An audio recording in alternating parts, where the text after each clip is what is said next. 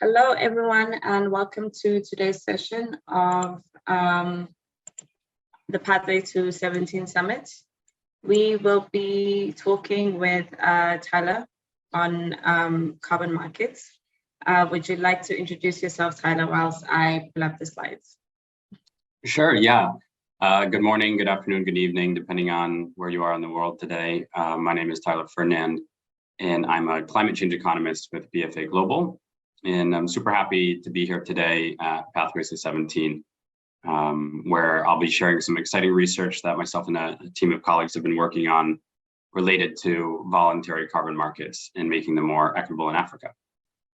Great, so just as for those that are now just logging on, I just wanted to reintroduce myself, Tyler Ferdinand. I'm a climate change economist with BFA Global. Today, I wanted to share some exciting research that myself and some teammates have been working on related to equitable carbon markets, voluntary carbon markets in Africa. So firstly, I wanted to set the climate scene. This is a climate vulnerability map of Africa from the Notre Dame Gain Index, where I placed some extreme events, some extreme climate events, all of which have happened last month, so in September alone. And so we've had flooding in Senegal, Cote d'Ivoire, Nigeria, and Sudan, armyworm outbreaks in DRC, drought in Kenya and Somalia, and floods and landslides in Uganda. So all of these events are dramatically impacting livelihoods, and local ecosystems in Africa. And while Africa is one of the regions most vulnerable to climate change, it is also the least responsible. So it's emitting significantly less greenhouse gases than other regions. While climate change is a threat, it's also an opportunity for innovation.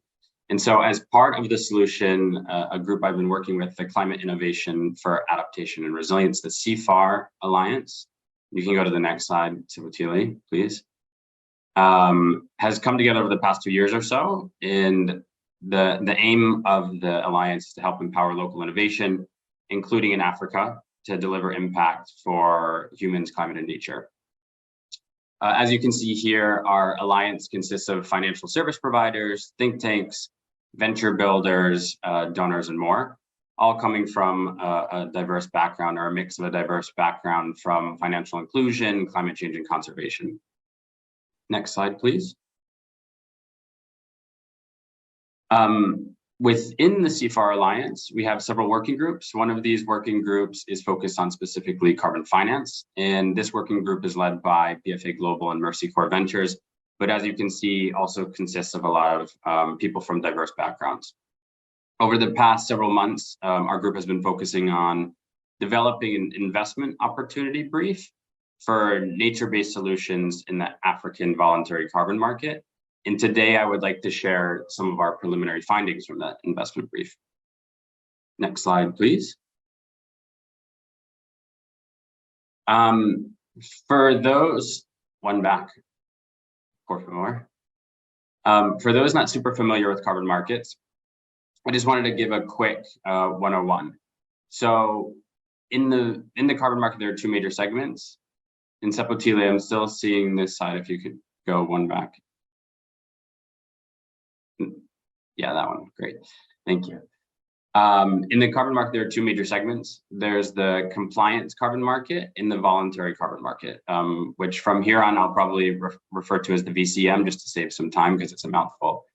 The compliance carbon market is based on emissions permits and regulatory schemes for a specific industry, and this is mandated by governments. While the VCM, in the VCM, businesses, governments, nonprofits, universities, individuals can buy and trade or retire carbon credits.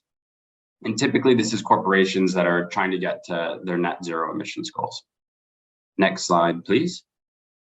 So we're, the Carbon Finance Working Group under CFAR is super excited about the VCM for many reasons, but in particular, we feel that the VCM is at a critical turning point.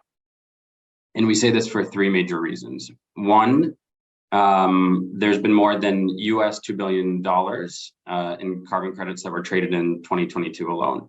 And this is a fourfold increase from 2020. So recognizing former peaks and some troughs in the market, this is a substantial volume increase. And the growing emphasis on carbon credit quality has helped to establish market credibility. The second reason is that the approval of Article 6 rulebook by governments at COP26 Climate Summit in Scotland last year provided the initial regulatory guidance for development of the sector in avoidance of double counting, which has been a sticky issue, both of which are critical for building market integrity. And then finally, the Task Force for Scaling Voluntary Carbon Markets published its key guidance back in January 2021, which delineates pathways forward for governance of the VCM, as well as some core carbon principles. And these consolidate industry-wide thresholds for quality, as well as creating transparency across the various standard-setting organizations that are involved in the VCM. And so these principles set the framework for market scalability. So in summary, that we're at a turning point because there is now newly established market credibility, market integrity, as well as market scalability. Next slide, please.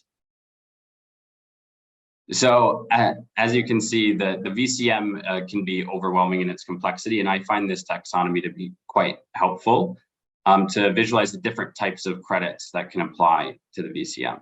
So within this taxonomy, we are focused on, so within this investment brief in the working group under CFAR, are focused on nature-based solutions as they represent a win-win for both mitigation and adaptation, and they make sense for implementation in Africa. Nature-based solutions, for those that aren't familiar with them, are defined by the International Union for Conservation of Nature as solutions that leverage nature and the power of healthy ecosystems to protect people, optimize infrastructure, and safeguard a stable and biodiverse future. So this has been the working group's starting point. Next slide, please, Sephutile. So here's some examples, just add some texture. Here are some examples of projects using nature-based solutions for the VCM. We have community-based forestry projects that reduce deforestation through introduction of alternative livelihoods, as well as wood plantation management schemes and fire management schemes. We have crop agricultural projects that intercrop crops trees with annual crops to improve soil health, as well as providing additional income from some of the, for example, fruit trees. There's community-based livestock projects that use sustainable grazing management for grassland recovery, and coastal wetland projects that reforest and conserve mangroves. And then on the bottom right here, you can see we have a whole other category of marine fishery projects, such as offshore seaweed farming, where there aren't really very many well-documented cases yet. If anyone has some, I would love to see them. And this is an exciting emerging space that we have our eye on. Next slide, please. So all of those projects or those examples I gave for based in Africa. And Africa has the capacity to produce a mixed portfolio for both avoidance and removal credits. And what I mean by that is conservation and preservation credits, as well as reforestation or restoration credits. This offers an important opportunity for livelihood generation, where approximately 50% of the population is dependent on nature for livelihoods. And this includes about 50 million small-scale farmers living in high-risk environments, including high-risk climate risk environments. At the same time, Africa is home to 17% of the world's forests and about 31% of its woodlands. And fun fact that I learned recently from a colleague is that the continent's highest mountain forests absorb more carbon per hectare than the Amazon. And the Congo Basin alone stores about 1.2 billion tons of carbon each year. So this map on the right here is from the World Resources Institute's Global Forest Watch, which I've had the pleasure of working with before. The green on this map is forest cover, orange is deforestation hotspots, and then the different colored polygons are protected areas, some of which are still facing deforestation. So it's a very dynamic landscape. Next slide, please. The United Nations Environmental Program estimates that more than 536 billion in NBS finance, or about 4 times the current spending, will be needed each year by 2050 to reach SDG targets. These nature-based solutions could contribute to offsetting about 15 gigatons of carbon equivalent, or about 30% of the global greenhouse gas mitigation required until 2050 to reach the 1.5 degrees Celsius target. According to McKinsey, the annual global demand for voluntary market carbon credits is projected to reach up to 2 gigatons of carbon equivalent by 2030 and up to 13 by 2050. So this means that, just some with back of the envelope math, that the VCM could contribute substantially to NBS offsets. However, despite this huge opportunity for impact, the NBS as a mitigation option still receives the least amount of venture capital funding. And you can see this from the chart on the right there, where it receives 60 times less than that of electric automotive components. And so this is largely because, as it stands, NBS supply tends to be piecemeal, difficult to price, and small scale in nature. And there's still very little understanding by financiers or funders of their economic returns and social impact in these types of projects. So in other words, it's still perceived as high risk. Next slide, please. Despite the risk, at current average carbon prices of approximately $10 per ton, there is potential to impact over 43 million jobs in Africa. And this is from a cool platform that kind of estimates the NBS impact in Africa in terms of job impact. And it's constantly changing, so I recommend looking at it because I think they're updating their methodology and updating the accuracy. So I think it's really cool to follow. And so this impact is either through job creation or integration of the VCM into current roles. We're projecting, or those that are working on the analysis are projecting prices of carbon at approximately 30 tons, which is kind of a conservative projection. NBS could affect approximately 66 million jobs, so huge impact potential. In particular, the International Union for Conservation of Nature, the one that I referenced before for the NBS definition, estimates the implementation of crop-based agroforestry will probably require the greatest labor force per hectare. And this is closely followed by silvopastoralism, so the integration of forestry and pastoralism, as well as mangrove restoration. So there's multiple different types of activities within this portfolio that could create a lot of job impact. And these estimates don't account for the additional jobs that are created as a result of that project implementation. So for example, within forest landscape restoration, jobs are created not only within the project site itself, but all along the value chain. So this is including input supply, production, processing, transport, retail marketing, etc. Next slide, please. With today's prices, and I'll get a little bit more into prices on the next slide, carbon credit payouts alone will not be enough to lift the most under-resourced and vulnerable out of poverty. However, the co-benefits from nature-based solutions in the VCM may have huge impact in Africa, given the disproportionate levels of vulnerability to climate impacts, which I showed on that first slide, and the level of natural resource endowments in the continent. So in addition to removing or reducing carbon, NBS can enhance the adaptive capacity as well as the climate resilience of individuals and communities by contributing to livelihood generation, biodiversity conservation, and gender equity. And these are just some examples that parallel the SDGs. And so these co-benefits are really meaningful for achieving the SDGs and for continued impact and growth on the continent. There's a growing recognition from corporate buyers that the co-benefits of VCM solutions may be actually more important than the additional income from the carbon credits. However, it's been difficult to source credits with verified co-benefits. The demand is outstripping the supply. And there's actually an existing debate about whether it makes sense to evaluate co-benefits as integrated into carbon credits or as a standalone credit. So for example, you could think about a biodiversity credit. So more research is needed to understand the market demand for these types of premium credits that incorporate verified co-benefits versus these types of standalone credits, like I mentioned, biodiversity credits. as well as how to actually properly measure and evaluate those types of credits. Next slide, please.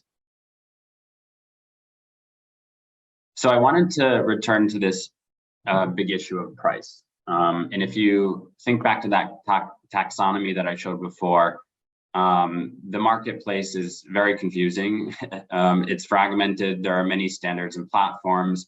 So how do both sides, the supply and the demand side, price carbon? And how do the buyers know the carbon is quality, and how do sellers actually demonstrate the integrity of the carbon? And at the same time, price is inherently influenced by many things, including the type of credit, the type of project, the type of tools and methodologies used, and any premiums that may be associated with it.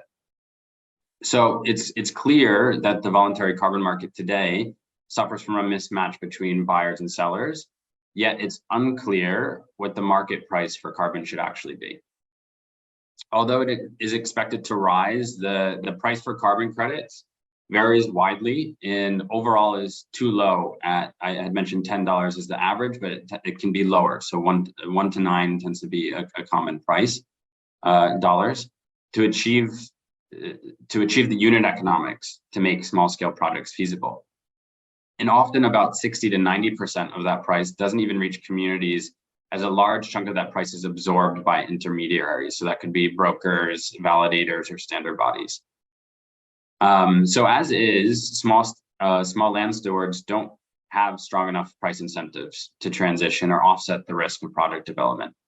And additionally, often carbon credit payouts don't materialize for years after implementation due to sequestration timelines. And this is, for example, if you think about a tree, if you plant a sapling, it takes about 3 to 5 or more years for it to get to a size where it's sequestering a substantial amount of carbon. While a single land steward might not be incentivized to set up one of these types of projects, bundling or embedding some modular solutions as part of a value chain approach could pull individuals into the market system. And what I mean by that is, for example, embedding carbon or bundling carbon in irrigation system payments or agri-insurance or input marketplaces may be an effective way of subsidizing key inputs for small holders or small land stewards to have real impact. And this could also include other types of nature-dependent livelihoods, such as through ecotourism. Next slide, please. So this brings me to the end of the main points that I wanted to make. And just in summary, the voluntary carbon market, in our opinion, is at an important turning point, one that offers us an important opportunity to build out an inclusive nature-based market. This is particularly the case for Africa, where we can leverage the VCM for livelihood creation and improvement while realizing those huge co-benefits that I mentioned. And despite these benefits, we still have several things to fix, including price discovery. Next slide, please. So in the soon-to-be released investment opportunity brief, the one that I mentioned at the very beginning that CFAR is producing, we go into 7 key entry points for investment to build a nature-based inclusive VCM in Africa. And this is kind of a mock-up graphic that we're using for now. On the left there of the ecosystem, and some of those entry points mapped on who needs to do what, or where those entry points lie. And so to find out what these are, I really encourage you to attend one of our upcoming talks at Financial Inclusion Week, or SOCAP, both of which are happening next week with some of my colleagues. And you can find us on those websites for Financial Inclusion or SOCAP. But for any more information, or if you're interested in checking out the CFAR Alliance or the Carbon Finance Working Group, you can find me at that email below. And yeah, I appreciate the opportunity for sharing these preliminary findings, and I thank you and look forward to any questions.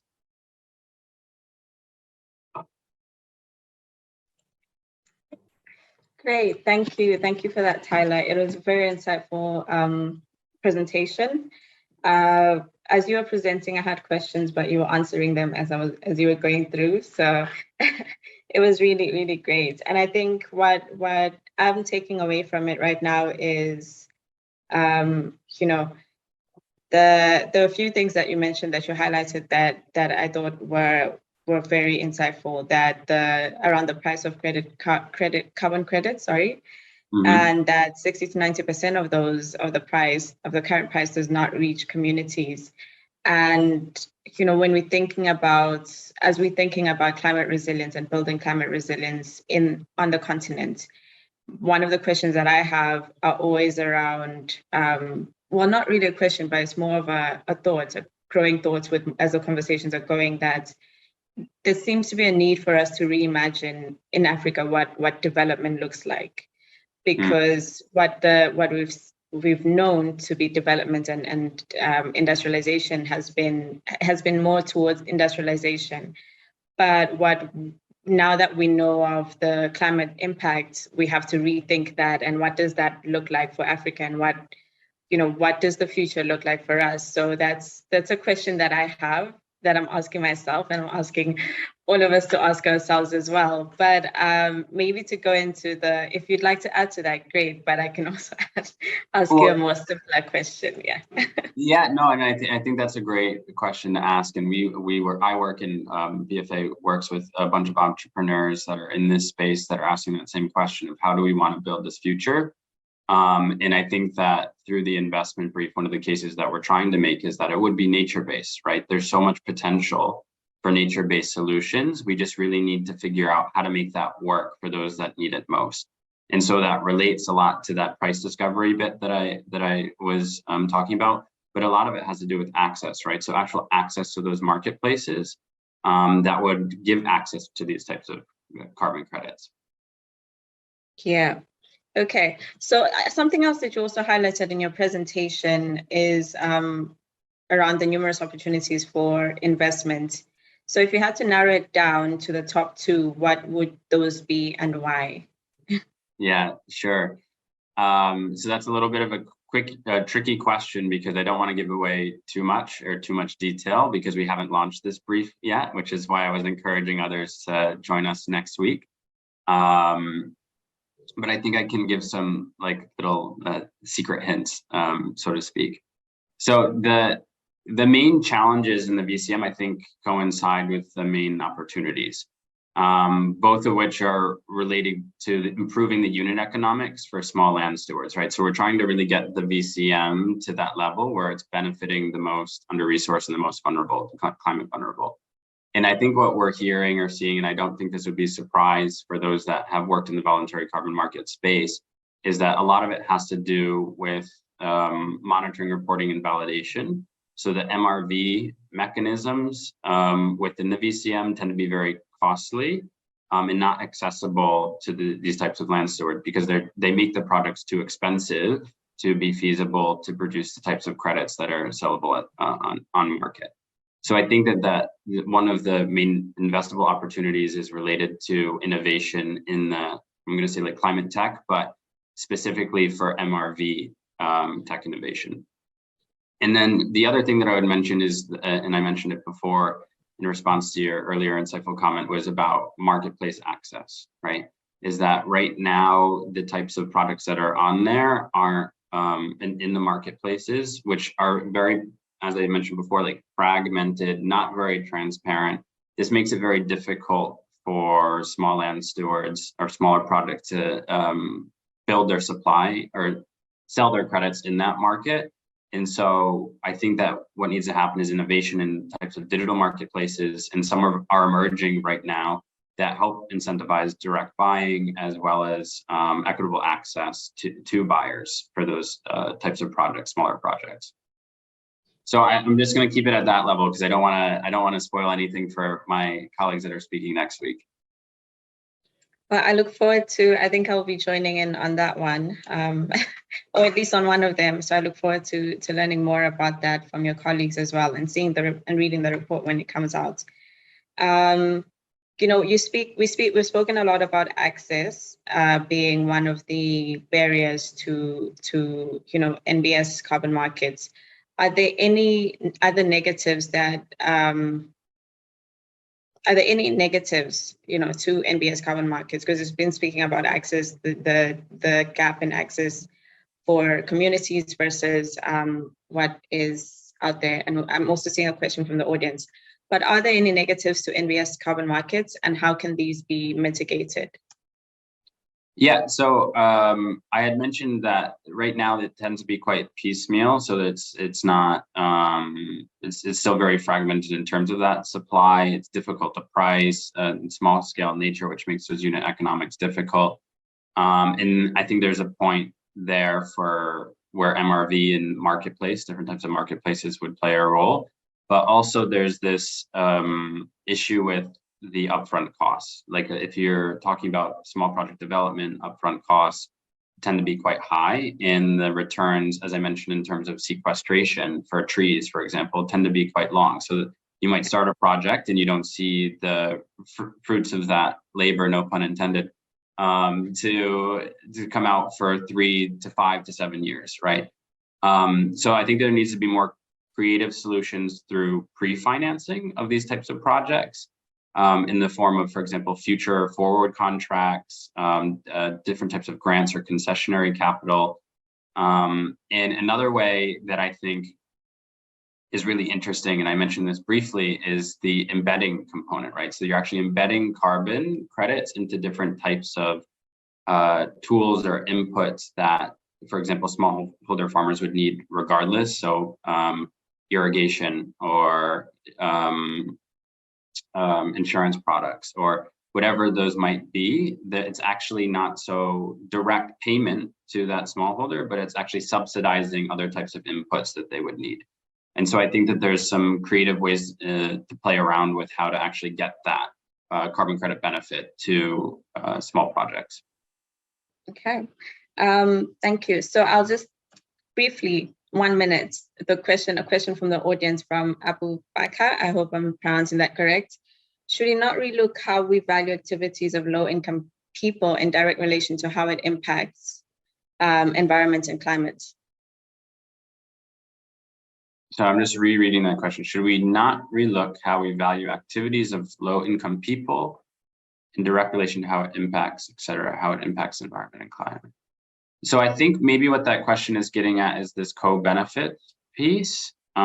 Is it's not just the carbon, right? The carbon that you're sequestering that makes up the credit, but also everything else that goes around that. So if you're, for example, intercropping trees in an agroforestry project, there's a lot of other benefits besides the sequestered carbon. You could be growing fruit trees that provide you additional income. You could be increasing biodiversity. You could be increasing soil health. And I think that those are the types of impacts to be watching, right? Those have huge, longer term, more sustainable, more resilient outcomes than necessarily a direct payment in the form of a carbon credit. And I think right now, the issue is how do you actually value those? Like, how do you actually monitor evaluate those and provide some type of credit? I've heard another colleague talk about it as a card, whatever you want, or a token, whatever you want to call it. How do you actually monetize that and make sure that that gets back to the communities? And some of that won't be monetizable, right? But it still will be felt, especially with a lot of things related to biodiversity. Okay, thank you. Thank you so much, Tyler, for joining us. I wish we had more time because this is such a great conversation. But we will be keeping up with the sessions that are coming up in Financial Inclusion Week and the other one. And we hope that the conversation continues and the research, and we all participate in different spaces in the research. Thank you for joining us. Thank you so much. All right, thank you.